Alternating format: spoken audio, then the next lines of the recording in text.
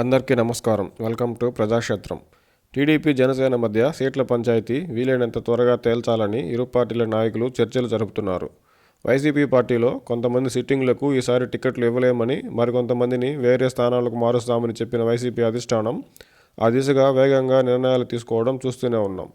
అయితే తమ మధ్య సీట్ల సర్దుబాటుపై మల్లగుల్లాలు పడుతున్న టీడీపీ వైసీపీ సిట్టింగ్లను మారిస్తేనే ఆ పార్టీ ఖాళీ అయిపోయిందని 40 మంది వైసీపీ ఎమ్మెల్యేలు తమతో టచ్లో ఉన్నారని చంద్రబాబు గారితో సహా టీడీపీ నేతలు వైసీపీని విమర్శిస్తున్నారు.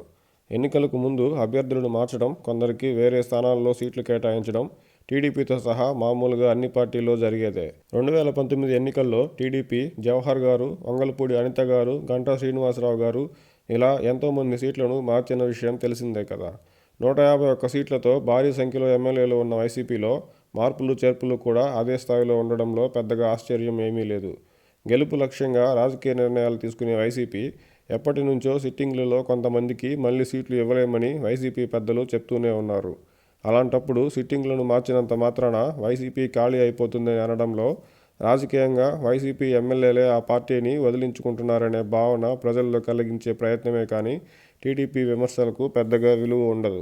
వైసీపీ మార్పులు చేర్పులు చేస్తున్న సీట్లలో వేరే అభ్యర్థులను ఇప్పటికే సిద్ధం చేసి వారిని వెంటనే ఇన్ఛార్జీలుగా నియమిస్తున్నప్పుడు వైసీపీ పార్టీ ఖాళీ అయిపోయిందని ఎలా అనుకోగలం? అయితే వైసీపీ చేస్తున్న మార్పులు చేర్పులు ఏ మేరకు రాబోయే ఎన్నికల్లో ఉపయోగపడతాయో చూడాలి.